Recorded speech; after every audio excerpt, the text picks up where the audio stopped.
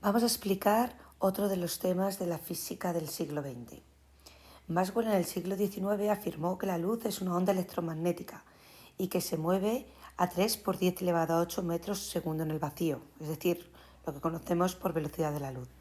Pero parece que por aquella época los científicos pensaban que en el espacio exterior no había vacío, sino que había una sustancia que llamaron éter.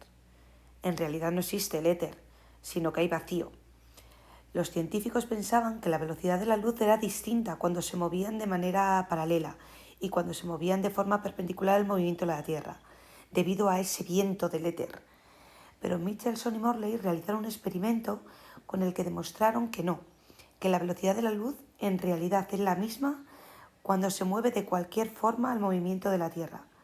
Así demostraron que en el espacio exterior no hay éter, sino que hay vacío, ya que el supuesto viento del éter no hacía que la velocidad de la luz variara.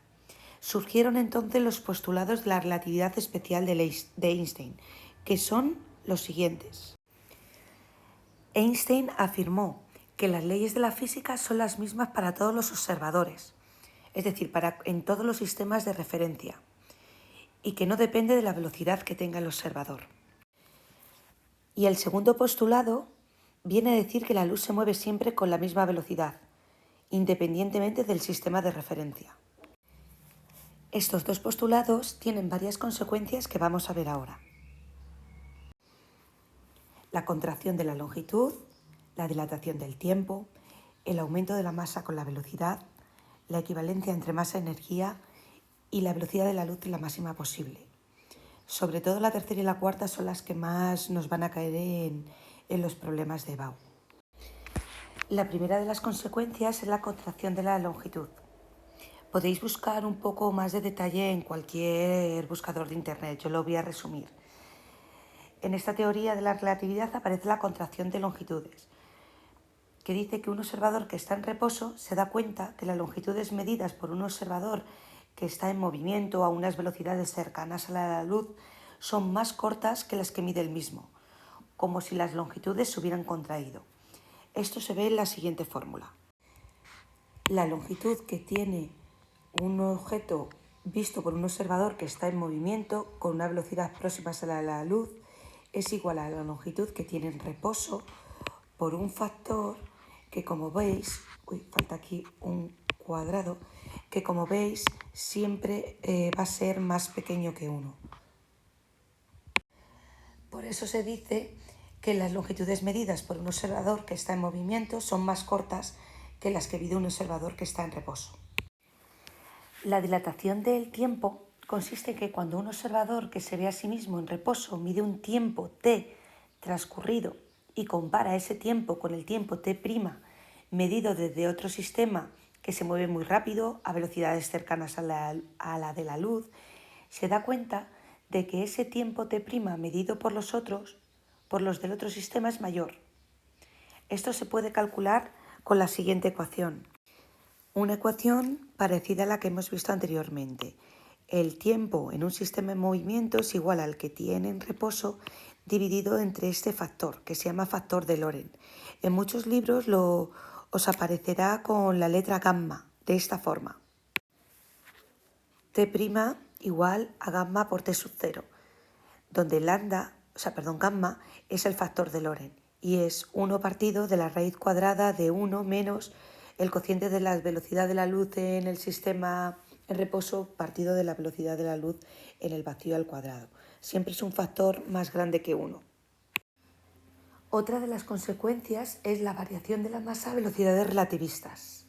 Si m es la masa de un cuerpo medida por m sub 0, es la masa de un cuerpo medida por un observador que está en reposo, entonces un observador que está en movimiento mide una masa m', que se puede calcular, al igual que antes, con esta expresión. Como el denominador siempre va a dar 0, algo, en esta ecuación vemos que la masa prima que mide el observador que se mueve siempre va a ser mayor. Esto se ha comprobado para electrones y protones acelerados a grandes velocidades en los aceleradores de partículas. Otra de las consecuencias es la equivalencia entre masa y energía, cuya fórmula seguro que habéis visto hasta puestas en camisetas, que nos dice que la energía puede transformarse en masa y la masa puede transformarse en energía, de acuerdo con la siguiente ecuación, que también podemos escribir de esta forma. Triangulito E igual a triangulito M por C al cuadrado. Es lo mismo. Esto ocurre, por ejemplo, en las reacciones nucleares, que lo veremos un poquito más adelante, en las que se puede obtener una gran cantidad de energía a partir de una pequeña cantidad de masa. Sí, a veces los átomos pierden un poco de masa y esa masa se transforma en energía que se puede aprovechar. Esa es la energía nuclear. A esa masa perdida, que solemos llamar como triangulito M, se le llama defecto de masa. La energía en reposo será m0 por c al cuadrado. Esta es la energía que obtendríamos al pasar esta masa a energía. De la misma manera vamos a definir la energía relativista total, que será E', que me he comido la prima, igual a la masa que tenga la partícula en movimiento por c al cuadrado. La diferencia entre estas dos energías, la energía relativista total y la que tiene en reposo, me dará la energía cinética relativista. Ya no podremos utilizar la fórmula clásica de un medio de m por v al cuadrado, sino que utilizaremos la diferencia de estas dos energías, solo cuando estemos en velocidades muy altas. Se representa por la letra K, lo vamos a poner aquí para que no se nos olvide, energía cinética relativista, y es la diferencia que hay entre la energía cinética relativista total, entre la energía relativista total, no cinética, menos la energía que hay en reposo. La podemos desarrollar un poquito más, m' por c al cuadrado menos m0 c al cuadrado.